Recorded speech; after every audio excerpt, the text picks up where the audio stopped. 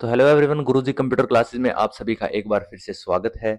बिना देरी किए हुए अपनी वीडियो को हम कंटिन्यू करते हैं। यहाँ से हमने पिछली वीडियो में कर लिया था अपना स्पार्क लाइन्स, हमें स्टार्ट करना था, चार्ट्स तक अपना कंप्लीट कर लिया था हर एक चीज़।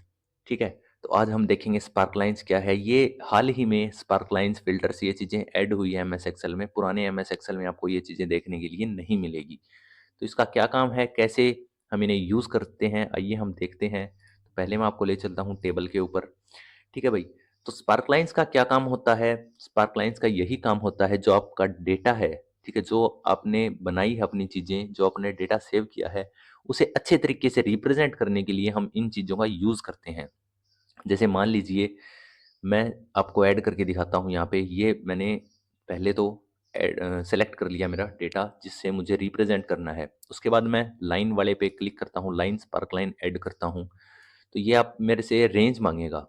ठीक है, पहले डेटा रेंज मांगेगा कि कौन सा डेटा को आपको रिप्रेजेंट करना है। उसके बाद लोकेशन रेंज मांगेगा कि कहाँ पे आपको अपना जो रिप्रेजेंटेशन है वो दिखाना है। तो मैं यहाँ पे मैन्युअली भी एड्रेस डाल सकता हूँ सेल्स का।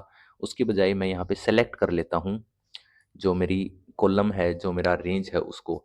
एक बात ध्यान रहे, आप यहाँ पे एक से ज़्यादा रो को यहाँ पे सेलेक्ट नहीं कर सकते, क्योंकि जो रिप्रेजेंटेशन है वो एक से ज़्यादा रो में नहीं आ सकती। ठीक है, तो आपको एक कंप्लीट कॉलम यहाँ पे सेलेक्ट करना पड़ेगा। जैसे अगर मैं एक से ज़्यादा यहाँ पे रो सेलेक्ट करता हूँ, मान लीजिए ऐसे मैंने रो ज़्यादा सेलेक्ट कर ली, तो जैसे ही मैं ओके प्रेस करता हूँ तो ये देखिए इनवैलिड यहाँ पे सेल एड्रेस मेरे को दिखा रहा है। तो आपको जो कंप्लीट एक कॉलम है वही सेलेक्ट करना पड़ेगा, आप ऐसे नहीं सेलेक्ट कर सकते इसे। तो मैं ये जैसे ये कॉलम मैंने सेलेक्ट कर लिया, ओके प्रेस जैसे ही करता हूँ तो ये देखिए लाइन के फॉर्मेट में मेरे को जो मेरा डेटा है वो रिप्रेजेंट यहाँ पे कर रहा है। अलग अलग मेरे कॉलम्स के जो डेटा है वो इंक्रीज और डिक्रीज के फॉर्म में यहाँ पे ये दिखा रहा है। जैसे सीरियल नंबर है वो बहुत ही अपना लो डेटा है, लो काउंटिंग का डेटा है। उसके बाद पिन कोड काफ़ी हाई है, सैलरी लो है। तो उसी प्रकार से जो आपका स्टार्टिंग में लाइन है वो नीचे है, उसके बाद ऊपर जाती है और फिर वापस से नीचे आती है।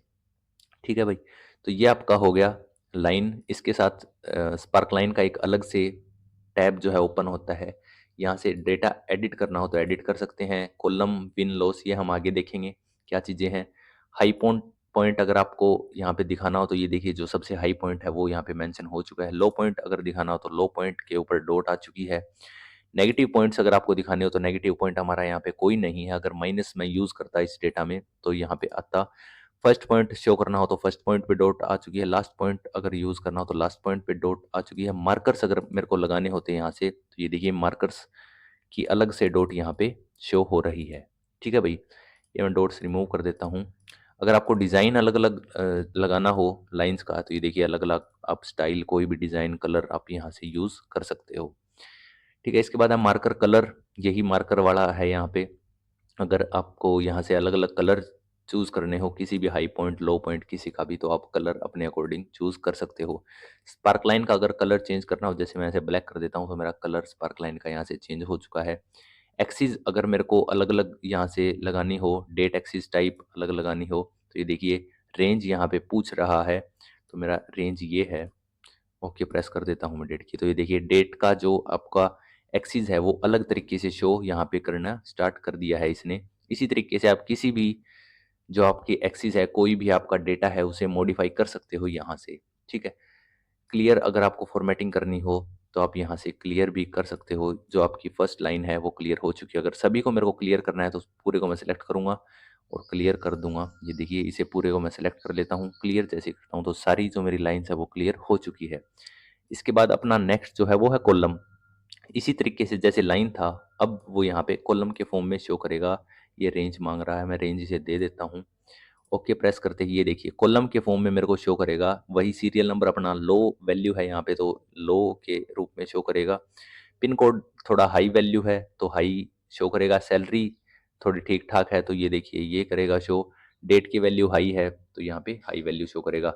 ये जनरली हम लगाते हैं जब हमारा सैलरी या ऐसा कोई पर्टिकुलर सभी एक जैसे अपनी जो वैल्यू हो उस केस में।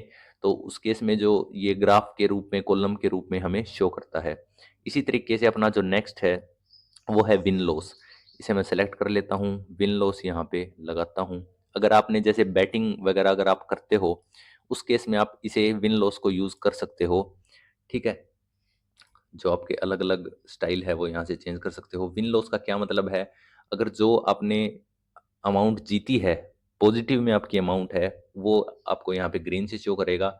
अगर मान लीजिए ये सारी मेरी नेगेटिव मैं यहाँ पे कर देता हूँ इन्हें, तो ये मेरी माइनस में दिखानी शो कर देगा। ठीक है भाई।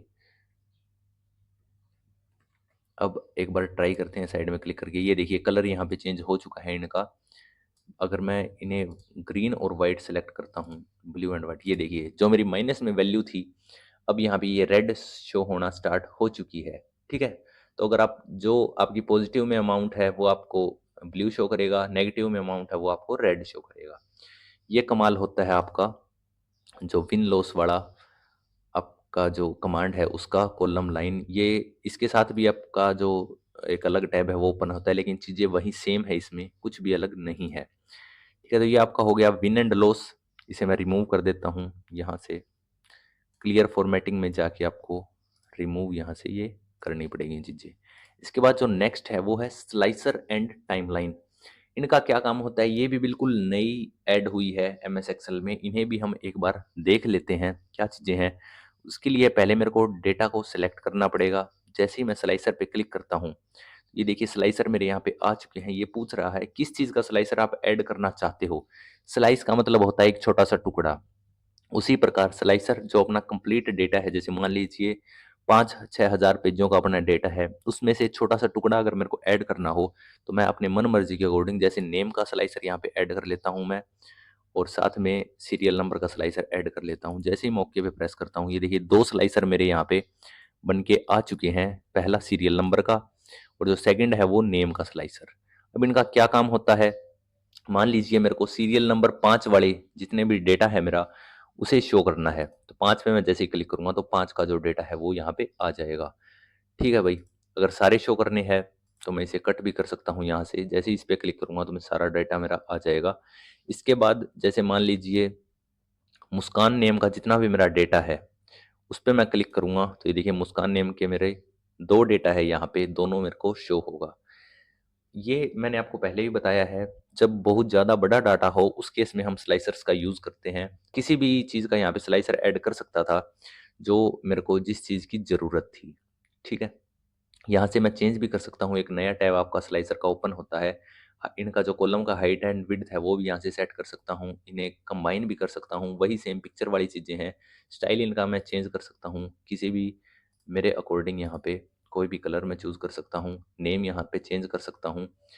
ठीक है? जैसे सीरियल नंबर की जगह कोई और भी मैं नेम इन्हें दे सकता हूँ यहाँ से। ये आपका काम हो गया स्लाइसर का। होप करता हूँ स्लाइसर आपको समझ में आ गया होगा। इसके बाद है टाइमलाइन। टाइमलाइन का क्या काम होता है? टाइमलाइन का जो अपना कनेक्शन है वो है डेट के साथ। ठीक है? पहले लेकिन टाइमलाइन लगता है आपका हमेशा पाइवोट टेबल में।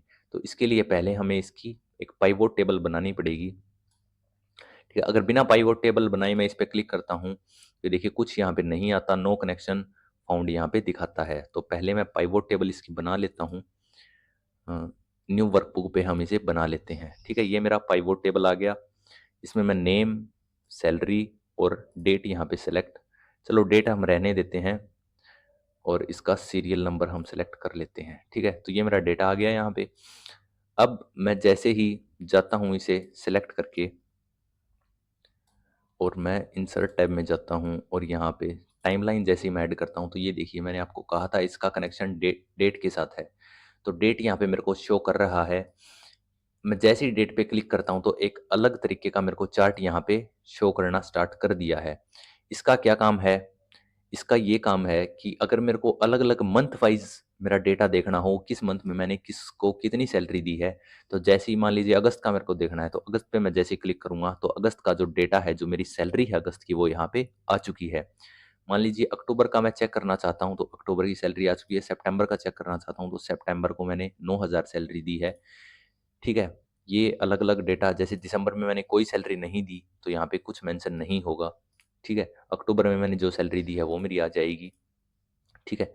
ये कुछ नहीं है, आपका अलग-अलग तरीका रिप्रेज़ेंट करने का है। आपकी सहूलियत के लिए आपको चीज़ें अच्छे तरीके से, ईज़ी तरीके से मैनेज करने के लिए ये चीज़ें यहाँ पे दी गई है। इसको भी हम कलर वगैरह चेंज कर सकते हैं आपकी टाइमलाइन का। ये देखिए कोई भी कलर मैं चूज़ कर सकता हूँ। वही हाइट विड्थ भी चेंज कर सकता हूँ। स्क्रॉल बार अगर इसका साथ में मेरा ऑन रहे तो अगर ये बड़ा डेटा होता तो ये देखिए स्क्रॉल बार यहाँ पे आ जाता साथ में, ठीक है। नेम भी मैं चेंज कर सकता हूँ टाइमलाइन का यहाँ से, ठीक है भाई। सिलेक्शन लेवल, ये देखिए जो लेबल मेरा गायब हो चुका है, अगर लेके आना है तो वापस आ जाएगा। टाइम लेवल, जैसे ये वाला टाइम लेवल यहाँ से गायब हो चुका है। मंथ्स, क्वार्टर्स, डेज कुछ भी आप यहाँ से सेलेक्ट कर सकते हो। देखिए डेट वाइज भी मैं इसे टाइमलाइन को सेट कर सकता हूँ। जैसे 4 डेट को मैंने किसको सैलरी दी है, तो मैंने कोई सैलरी नहीं दी, ठीक है। तो आप इसी तरीके से कोई भी यहाँ पे यहाँ से डेट सेलेक्ट कर सकते हो। जैसे ये देखिए 11 डेट को मैंने सैलरी दी है, तो 11 डेट का यहाँ पे डेटा आ चुका है।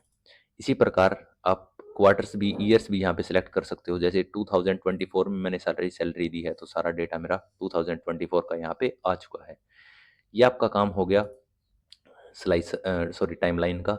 हेडर, ये देखिए हेडर भी आप यहाँ से रिमूव या इंसर्ट कर सकते हो, ठीक है। होप करता हूँ टाइमलाइन भी आपको समझ में आ गया होगा। यहाँ से टाइमलाइन का सारा जो खेल है वो है डेट से रिलेटेड, ठीक है। आप डेट से मैनुअली चीज़ों को सेलेक्ट कर सकते हो, मैनुअली चीज़ों को देख सकते हो। इसके बाद अपना है लिंक। लिंक मैंने एमएस वर्ड में भी बताया था, वही सेम है। जैसे मान लीजिए मेरे को इस जो मेरी सेल है, जो मेरा टेक्स्ट है, इसको लिंक करना है, तो मैं लिंक पे क्लिक करूँगा, या फिर कंट्रोल के भी आप यहाँ से प्रेस कर सकते हो। ये शॉर्टकट की होती है लिंक की या हाइपर लिंक की। इसमें जो भी एड्रेस डालूँगा, एड्रेस मैं 2 टाइप के यहाँ से डाल सकता हूँ। एक तो ऑनलाइन मेरी वेबसाइट का एड्रेस डाल सकता हूँ। दूसरा मैं जो मेरे कंप्यूटर में फाइल्स है, जो मेरे सिस्टम में फाइल्स है, उनको भी यहाँ पे ब्राउज़ करके यहाँ से कोई भी, ये देखिए अलग-अलग रेफ़रेंस यहाँ से मैं दे सकता हूँ। यहाँ पे कोई भी मेरा पाथ है जो डॉक्यूमेंट का, वो यहाँ से डाल सकता हूँ, यहाँ से चेंज करके कोई भी मैं अपने सिस्टम से कोई भी लोकेशन उठा सकता हूँ, ठीक है। तो फ़िलहाल हम अपने कोई भी जैसे वेब पेज का एड्रेस है, वो यहाँ पे दे देता हूँ मैं। इसके लिए आपको स्टार्टिंग में एचटीटीपीएस यहाँ पे मेंशन करना पड़ेगा भाई, उसके बिना ये वेब एड्रेस नहीं उठाएगा, ठीक है। डॉट कॉम भी आपको लास्ट में यहाँ पे लगाना पड़ेगा। जैसे ही मैं ओके प्रेस करता हूँ तो ये देखिए मेरा अंडरलाइन और कलर भी इसका चेंज हो चुका है।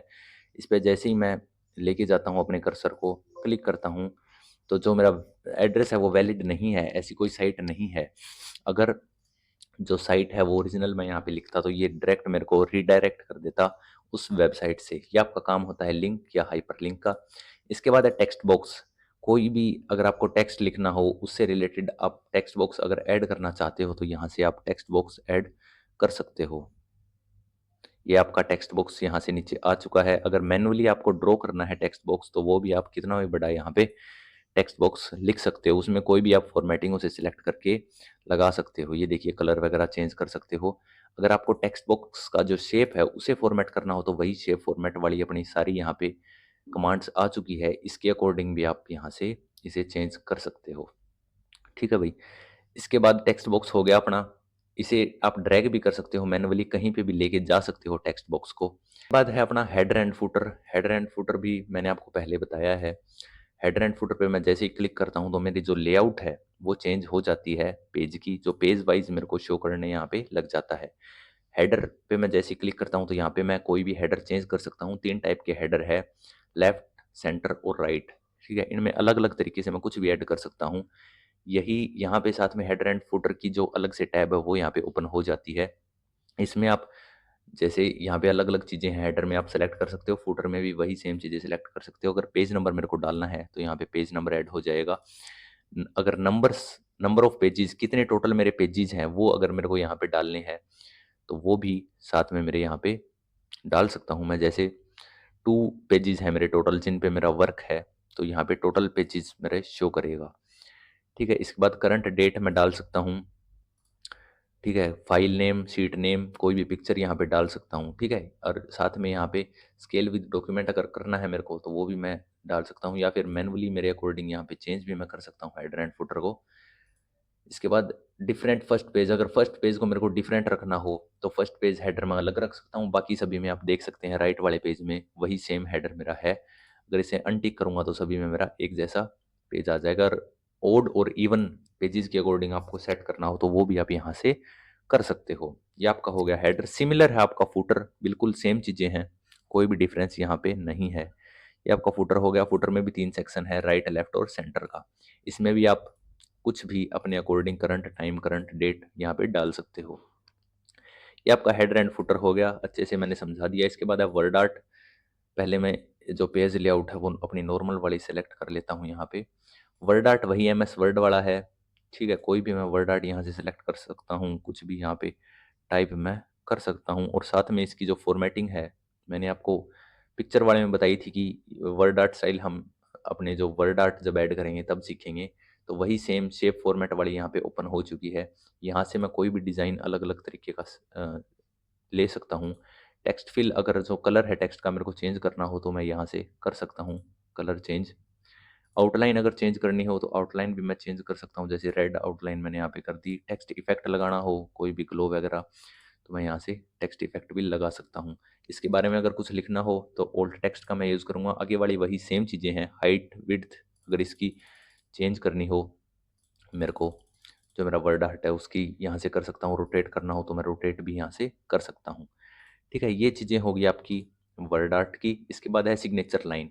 सिग्नेचर लाइन एमएस वर्ड वाली है। अगर आपको सिग्नेचर लाइन ऐड करनी हो, कोई भी नेम वगैरह देना हो उधर का, तो आप सिग्नेचर लाइन यहाँ से ऐड कर सकते हो, ठीक है। आपको ये ऑनलाइन ऐड करनी पड़ेगी या फिर अपने अकॉर्डिंग पहले इसे सिग्नेचर लाइन यहाँ से ऑनलाइन जाके सेट करनी पड़ेगी, ठीक है। ये आपका हो गया सिग्नेचर लाइन। ज़्यादा काम की चीज़ नहीं है सिग्नेचर लाइन। इसके बाद है ऑब्जेक्ट। ऑब्जेक्ट बहुत ही काम की चीज़ है। अगर आपको मान लीजिए किसी और सॉफ्टवेयर में आप वर्क कर रहे हो साथ में, जैसे पेंट में या पावर पॉइंट में, किसी में भी अगर वही सेम चीज़ें आपको चाहिए एक्सेल में, उस केस में आप ऑब्जेक्ट पे क्लिक करोगे और साथ में अपना जो यहाँ पे सॉफ्टवेयर पूछ रहा है, कौन सा सॉफ्टवेयर आप इसके साथ यूज़ करना चाहते हो, ठीक है। तो यहाँ पे मैं कोई भी यहाँ से सॉफ्टवेयर ऐड कर सकता हूँ। जैसे मान लीजिए मैंने यही जो मेरा ऐड, जैसे मान लीजिए मैं यहाँ से अपना वर्ड साथ में ओपन कर लेता हूँ, ठीक है भाई। वर्ड मेरा ओपन हो रहा है। यहाँ पे जो चीज़ें मैं वर्ड में फॉर्मेटिंग करूँगा, ये देखिए मेरा वर्ड ओपन हो चुका है यहाँ पे। इसे मैं ड्रैग कर लेता हूँ ऊपर। यहाँ पे जैसे मैंने कुछ भी टाइप किया, कोई भी मैं फॉर्मेटिंग यहाँ पे करूँगा। जैसे मैं अपने चैनल का नेम यहाँ पे लिख लेता हूँ, ठीक है भाई। ये जैसे मैंने लिखा, तो ये देखिए जो मेरा वर्ड में जो मेरा एक्सेल ओपन था, यहाँ पे ऊपर अपनी टेबल वगैरह थी। इसके नीचे ये देखिए साथ में मेरा जो मैंने वर्ड में काम किया था वो यहाँ पे आ चुका है मेरा एक्सेल में। इसी तरीके से आप कोई भी सॉफ्टवेयर का यहाँ पे यूज़ करके, ये देखिए मैं इसे ऊपर ले जाता हूँ। किसी भी सॉफ्टवेयर को साथ में ओपन करके जो वर्क आप उसमें करोगे वही आपका सेम वर्क यहाँ पे आ जाएगा। यहाँ पे अलग अलग आपके सॉफ्टवेयर है, graph chart, PowerPoint, Adobe Acrobat, ठीक है, वर्डपैड, किसी भी आप सॉफ्टवेयर को यूज़ करके यहाँ पे साथ में इंसर्ट कर सकते हो अपनी चीज़ों को।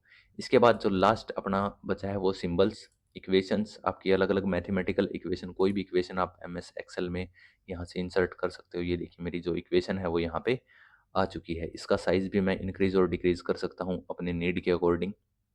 ये मेरी इक्वेशन होगी, ठीक है भाई। इसके बाद और भी आपकी कई टाइप की इक्वेशन है। मैनुअली भी आप इंक इक्वेशन, जैसे मैंने आपको ये एमएस वर्ड में बताया था, कुछ भी आप यहाँ पे अगर राइट करते हो तो ये कंप्यूटर वाली लैंग्वेज में यहाँ पे दिखा देगा। मैं इसे जैसे ही इंसर्ट करता हूँ तो मेरी जो पाई है वो यहाँ पे इंसर्ट हो चुकी है। इसका साइज़ मैं इंक्रीज़ या डिक्रीज़ कर सकता हूँ, ठीक है। ये आपका हो गया इक्वेशन। कोई भी इक्वेशन आप यहाँ से ले सकते हो। लास्ट, इसके बाद लास्ट अपना बचता है सिंबल। सिंबल में क्या चीज़ें हैं वो भी हम देख लेते हैं। एमएस वर्ड वाला सेम यहाँ पे सिंबल है। इसमें ये देखिए जैसे मेरे को कोई भी सिंबल, ये वाला सिंबल यहाँ पे इंसर्ट करना है, तो जो मेरी सेल सिलेक्टेड होगी वहाँ पे मैं कितने भी सिंबल इस तरीके से इंसर्ट कर सकता हूँ। यहाँ से जाके मैं अलग अलग जो मेरे सिंबल के टाइप्स है वो यहाँ से सेलेक्ट कर सकता हूँ। किसी भी तरीके का मैं सिंबल यहाँ पे इंसर्ट कर सकता हूँ। आपके सिंबल यहाँ पे इंसर्ट हो जाएंगे। इसके बाद है ये देखिए, ये भी कुछ स्माइली वगैरह सिंबल है, ये भी यहाँ पे ऐड हो जाएंगे। स्पेशल करेक्टर आप अगर आपको चूज़ करना हो, यहाँ से आप कोई भी स्पेशल करेक्टर चूज़ कर सकते हो। इसे इंसर्ट कर दोगे, ये देखिए टीएम मेरा इंसर्ट यहाँ पे हो चुका है। ये आपके सिंबल और स्पेशल करेक्टर हो गए। इसके बाद अगर मेरे को करेक्टर कोड पता है किसी भी चीज़ का, ठीक है, अगर मेरे को एग्जाम में करेक्टर कोड गिवन है तो पहले मैं इसे नॉर्मल सेलेक्ट करूँगा, जो मेरा फ़ॉन्ट है, नॉर्मल टेक्स्ट मेरा ऑलरेडी यहाँ पे सिलेक्टेड है। यहाँ पे अलग-अलग टाइप के आपके जो फ़ॉन्ट है वो है, आप नॉर्मल टेक्स्ट सेलेक्ट करोगे, उसके बाद यहाँ पे जो भी आपका कोड है, वो आप यहाँ पे डाल दोगे। जैसे मैं कोई भी आप ये वाला कोड यहाँ पे डालता हूँ 328, इसे जैसे मैं इंसर्ट करता हूँ तो ये देखिए आपका इंसर्ट हो चुका है। कोई और हम ट्राई कर सकते हैं कोड यहाँ पे। ये जैसे 46 कोड है मेरा एफ़ का, एफ़ को मैं यहाँ पे इंसर्ट कर सकता हूँ। कोई भी कोड आप अपने तरीके से यहाँ पे डाल के सिंबल को इंसर्ट कर सकते हो। ठीक है भाई, ये आपके सिंबल्स हो गया। इसके बाद इंसर्ट टैब अपना कंप्लीट होता है, कुछ नहीं बचा इंसर्ट टैब में, बिल्कुल एक-एक चीज़ें बिल्कुल डीप में जाके की है, जो न्यू कमांड्स ऐड हुई है वो भी हमने यहाँ पे कवर कर ली है। इसी के साथ इस क्लास को यहीं पे कंप्लीट करते हैं। इसके बाद हम देखेंगे पेज लेआउट में क्या चीज़ें हैं, और इसी सीरीज़ के साथ हम कंप्लीट कर लेंगे अपने एमएस एक्सेल को बिल्कुल बेसिक से। कोई भी कमांड हम नहीं छोड़ते, हर एक चीज़ को बिल्कुल डीप में जाके कवर करते हैं। तो अगर आपको वीडियो पसंद आई तो प्लीज़ वीडियो को लाइक ज़रूर करें और जुड़े रहें गुरुजी कंप्यूटर क्लासेस यूट्यूब चैनल के साथ, जिससे आप एक्सपर्ट बन सके कंप्यूटर के हर फील्ड में। Thank you everyone.